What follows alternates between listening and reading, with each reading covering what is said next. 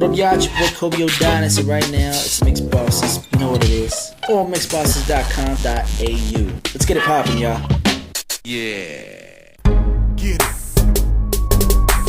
Welcome to Mixxbosses Australia. How are you doing? Hey, what's going on? I'm good. How are you? I'm pretty good. Good. You're pretty excited. Good, you're excited? Yes, Well, exactly. We're pretty excited to have you on our show. That's what's up. For our listeners out there who may not know who you are, your name is J-Mar, and you're also known as J-Mar the Sick. Is that correct? There's a lot of different things as far as J-Mar the Sick goes.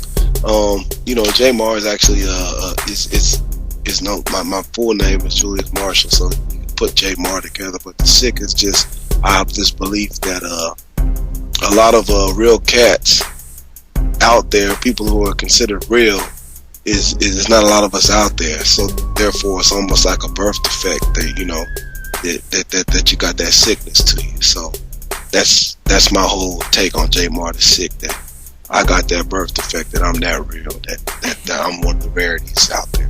What sets you apart from the normal West Coast rapper, from what we would know of?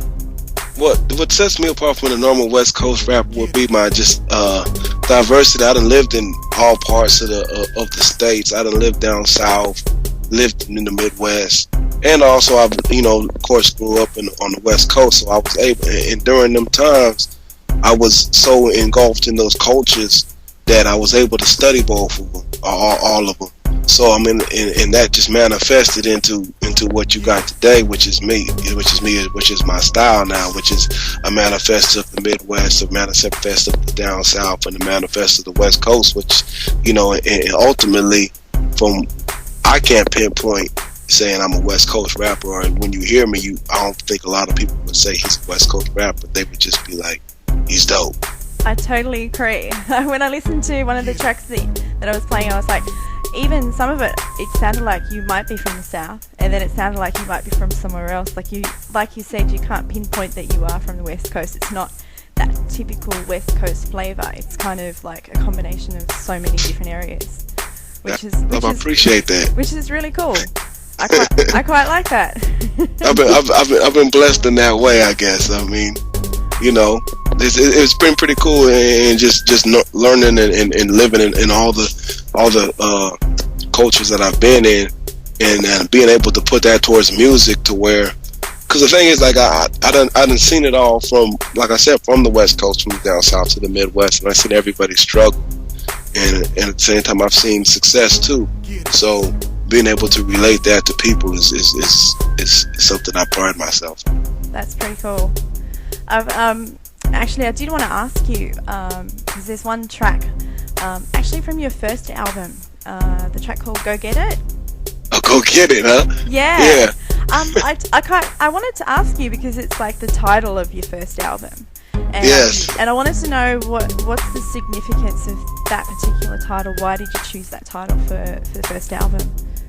Go Get It, that became the title of the first album, because that just kind of sets the tone for our whole mindset on how we are as a company, how we work. Like, everybody I work with, from Mark to E-Real to Do For Self, that started the whole grind. It was just like, Do For Self Records is I mean, it is what it is. It's Do For Self. So I mean, with that in mind, is saying that Go Get It is if you got something you want to do, whatever it is in life, whether it be you being the corporate person you want to be, whether you be the at-home mom you want to be, or whether it be you following your dreams, go get it and do it, because it's only up to you to do and get your dreams. So go get it. Exactly. And that's become our motto, like, from day one. That's a great motto to have. It's like, because if you don't do it for yourself, who else will? Exactly.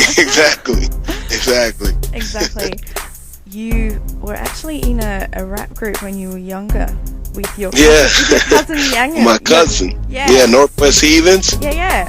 Yeah. How long ago was that? Like, how old were you when you started that?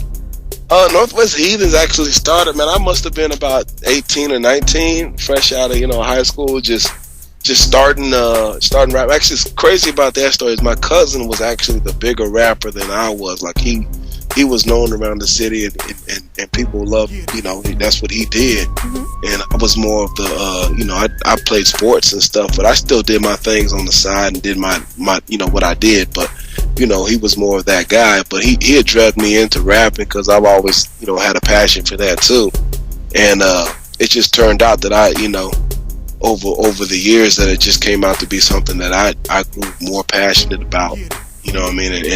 And you know, he's still doing his thing too, but you know, he moved to a different city and thus making us do different things. So for all of our listeners out there, we're going to have details of where they can find you, and any other information, we'll have that on our website, our usual website, which is mixxbosses.com.au. So anyone who hasn't joined up yet, make sure you do. Mixxbosses Australia, you in the mix with DJ D and DJ Leach. This is J Martin Sick out of Seattle, Washington States. Holla at your boy, go get it. Big shout out to the Mixxbosses, DJ D, and Australia's premier female turntable is getting it 1200 degrees. Mixxbosses.com.au, holla back.